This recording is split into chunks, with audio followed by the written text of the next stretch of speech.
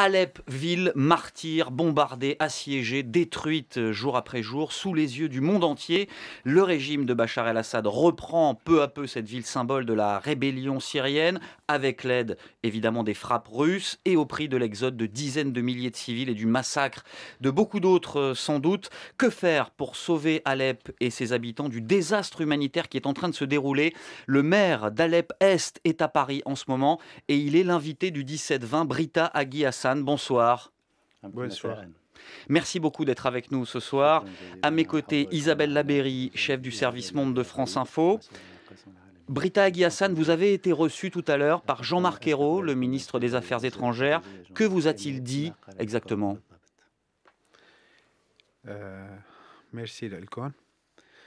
Merci à vous. بالنسبة للي قاله وزير الخارجية En ce qui concerne ce que m'a dit le ministre des Affaires étrangères, كان مواقف مشرفة لأكثر من sa مرة position était très honorable à plusieurs titres. وعرض مبادرات بالنسبة لحل Il a الوضع exposé des المأساوي الموجود في solutions حلب pour résoudre la situation catastrophique que connaît Alep, ولكن دائما تتم المقابلة Mais- بفيتو قاتل من قبل روسيا.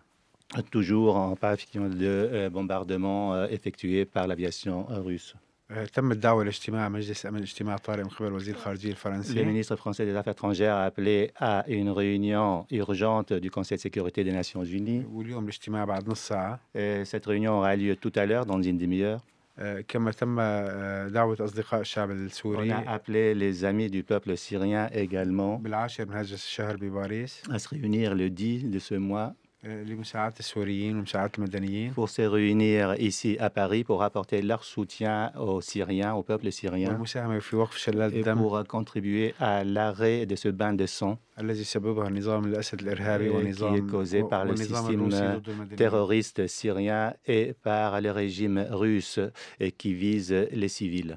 كما تم توصيف الوضع المدني الكارثي في مدينة حلب Nous avons évoqué la situation catastrophique que connaît la ville d'Alep وإمكانية مساعدة الشعب et les السوري possibilités عموما à apporter du soutien au peuple syrien en général et la ville d'Alep en particulier. Quelles possibilités concrètement pensez-vous que la communauté internationale puisse réellement vous aider aujourd'hui? بعد 6 سنين من الدم والقتل 6 ans après des tueries et de sang qui coulent, بعد ممارسة كل أنواع الإرهاب ضد المدنيين et après avoir exercé tout type de terrorisme contre les civils, بعد قتل 500 ألف شخص après من avoir قبل بشار tué الأسد 500 000 personnes de la part du terroriste Bachar el-Assad, ومساعدته من قبل روسيا وإيران avec l'aide de la Russie et de l'Iran, الشعب السوري فقد ثقة في المجتمع le الدولي peuple syrien a perdu toute confiance dans la communauté internationale. ولكن تم توجيه النداء بما Mais un بما appel توقع من a été الإنسانية lancé au reste de l'humanité, لدى المجتمع الدولي donc à cette communauté internationale, à ce qui reste d'humanité dans cette communauté internationale, لوقف شلال الدم pour faire cesser ce bain de sang وقف القتل et pour mettre fin aux ومساعدة tueries 250 et ألف pour مدني موجودين apporter في une مدينة حلب aide à للخروج خارج حلب. 250 000 personnes, des civils qui se trouvent en cours à Alep pour les aider à sortir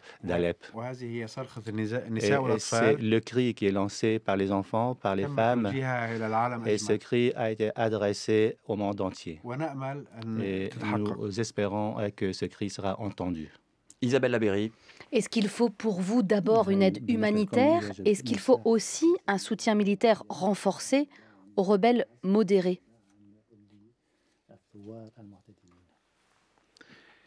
موضوع الدعم العسكري فقدنا Le الأمل فيه sujet نهائياً. de soutien militaire, nous avons perdu tout espoir là-dessus. نحن لسنا عسكريين Nous ne sommes pas des militaires, وإنما مدنيين nous sommes وأنا des بشخصي civils. Et منتخب من قبل كل personnel, المدنيين je في suis مدينة élu حلب. par les civils de la ville d'Alep.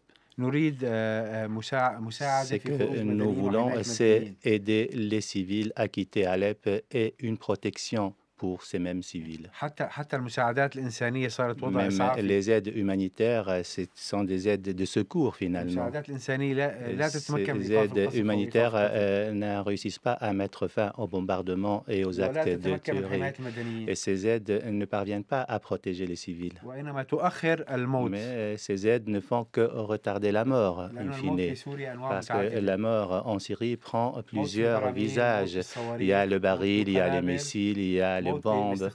Il y a les gaz chimiques qui sont utilisés également. Il y a la mort tout simplement par la faim. Et il y a la mort effectivement de quelqu'un qui est blessé sur un trottoir et qui ne reçoit pas les soins nécessaires. Parce que tous les hôpitaux ont été visés par les terroristes Assad. Ce que nous voulons, c'est mettre fin aux tueries et permettre aux civils de partir. Britta Aghi Hassan, on sait que certains habitants ne veulent pas partir d'Alep. Notre envoyé spécial Omar Ouaman a pu joindre une famille qui justement a décidé de rester malgré le danger. On va écouter ce témoignage et on se reparle juste après. Monter vit dans un petit appartement dans le quartier Saïf al-Daoula, près de la ligne de front. À ses côtés, Wala, son épouse, et Yazid, leur bébé de 4 mois. Nous sommes seuls, on nous a abandonnés. Nous survivons dans cette réalité, on ne peut pas y échapper. C'est comme ça. Nous avons décidé de rester ici. Le bébé vient de se réveiller.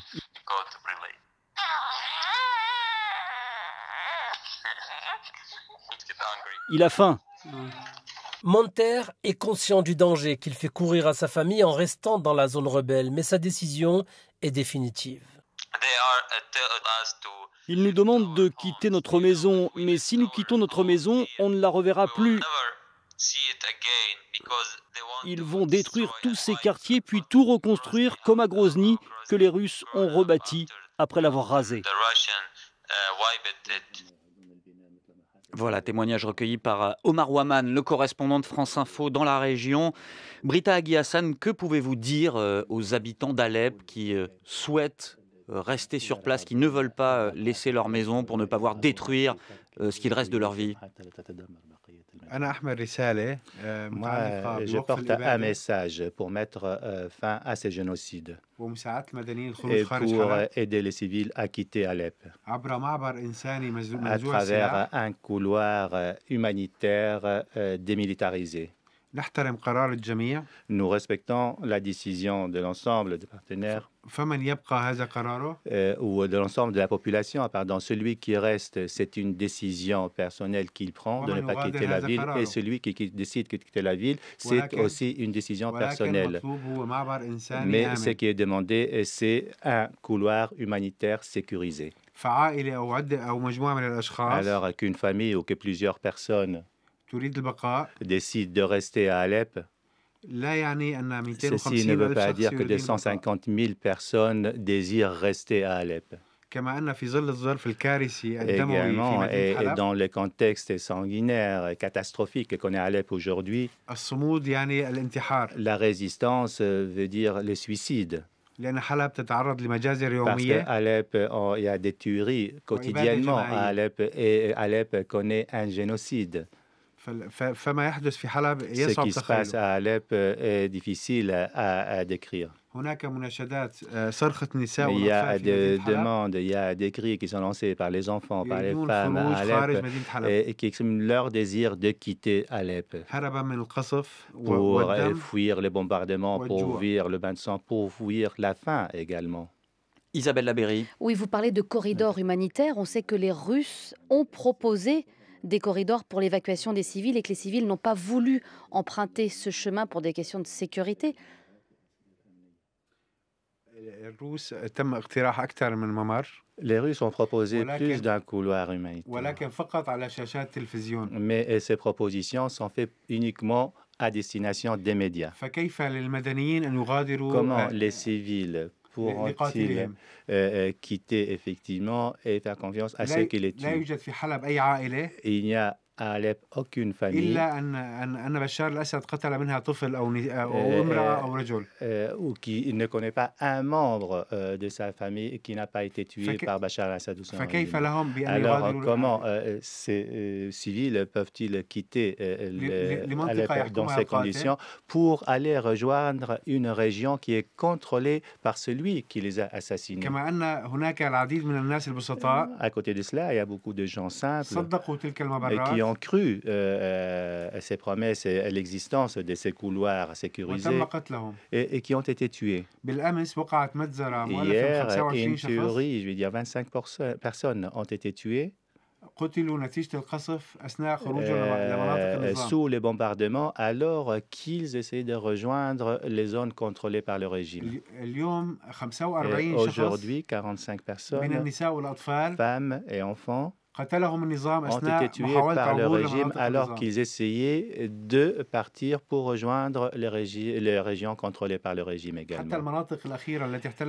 Et même les dernières zones qui ont été donc, prises par le régime, le régime a pris les femmes et les enfants en otage et a tué les jeunes ou les personnes qui ont moins de 40 ans d'âge. Voilà le terrorisme qui est exercé contre les civils à Alep par Daesh, par le régime et par Bachar el-Assad et par le régime russe également. Britta Aghi Hassan, le maire d'Alep-Est, est l'invité de France Info ce soir. Je voudrais qu'on entende l'appel que la France a lancé à l'ONU. Le Conseil de sécurité se réunit en urgence aujourd'hui. Voici ce qu'a dit tout à l'heure Jean-Marc Ayrault, le ministre des Affaires étrangères, à la sortie du Conseil des ministres. Il est temps que la communauté internationale se réveille parce que sous nos yeux, une tragédie est en train de se dérouler. La France n'a jamais manqué une seule occasion d'exprimer sa solidarité avec les populations civiles syriennes. Nous ne sommes pas les complices de Bachar el-Assad. Nous ne faisons pas preuve de complaisance à son égard. Peut-être certains en France se laissent aller, pensent que M. Bachar el-Assad protège les minorités. Mais aujourd'hui, ce qu'il fait, c'est la destruction de toute une population civile dans laquelle il y a à la fois des musulmans, et puis il y a aussi des chrétiens, il y a aussi des minorités ethniques. Et donc c'est ça la réalité. La conscience européenne exige de dénoncer ce massacre. Voilà ce que dit Jean-Marc Ayrault. Britta Aghi Hassan, on sait que le Conseil de sécurité des Nations Unies ne peut pas vraiment agir en Syrie. La Russie en est un membre permanent avec un droit de veto, donc elle ne votera rien évidemment contre elle-même. Il y a une impuissance internationale. Est-ce que vous la dénoncez, cette impuissance ?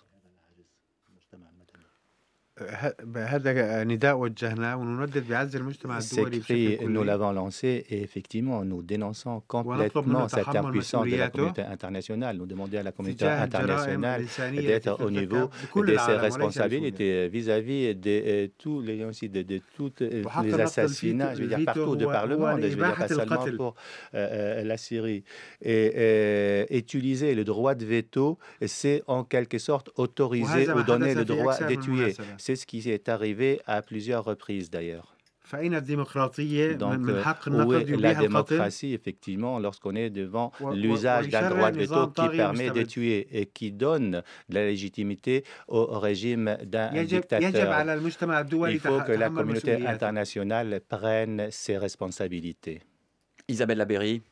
Est-ce que pour vous, il est malgré tout important que l'on parle de ce qui se passe à Alep, y compris dans les couloirs de l'ONU ?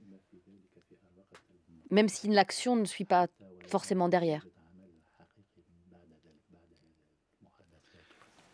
Il n'y a aucune action véritable de la part des Nations Unies. Les Nations Unies, et dans le cadre de 3 initiatives pour faire rentrer des aides humanitaires, a demandé l'accord, l'autorisation du régime pour faire rentrer ces aides. Alors, où est la neutralité là-dedans? Où est l'aspect humanitaire dans cette affaire? Et donc, se taire lorsqu'on se tait devant les assassinats dont souffrent les civils. Et lorsqu'on se tait, ça veut dire que l'on est complice. Tous ceux qui se taisent devant l'assassinat des civils est complice de cette tuerie. Oui, Isabelle. On a pourtant entendu de nombreux diplomates parler de génocide, de crimes de guerre. Il y a eu des mots très forts qui ont été employés dans les enceintes internationales et diplomatiques pour dénoncer ce qui se passe à Alep. C'est vrai, c'est ce qui se passe.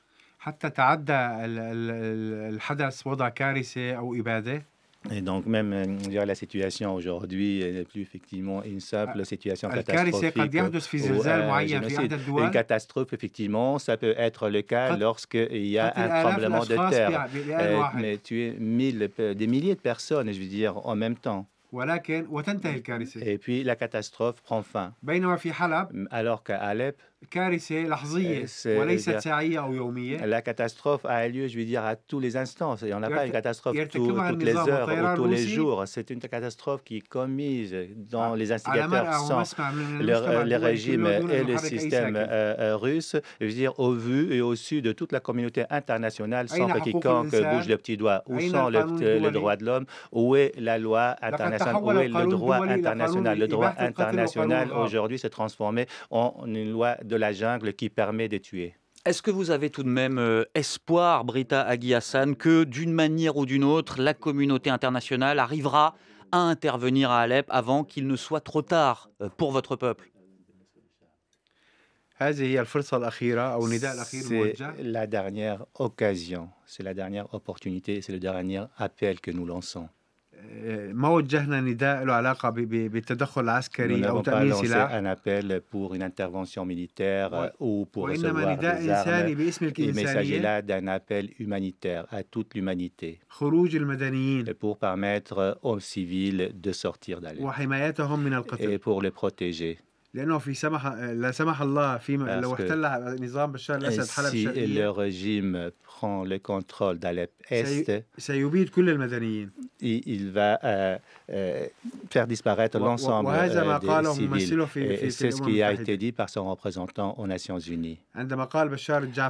Lorsque Bachar al-Jafari a dit à tous ceux qui étaient présents à cette réunion que les 300 000 personnes qui se trouvent là à Alep, nous n'avons pas besoin, vous pouvez les prendre. Merci Britta Aghi Hassan d'être venue nous parler dans le 17-20 de France Info. Merci à Kamel Sassi pour la traduction, Isabelle Labéry, chef du service Monde de France Info. Merci.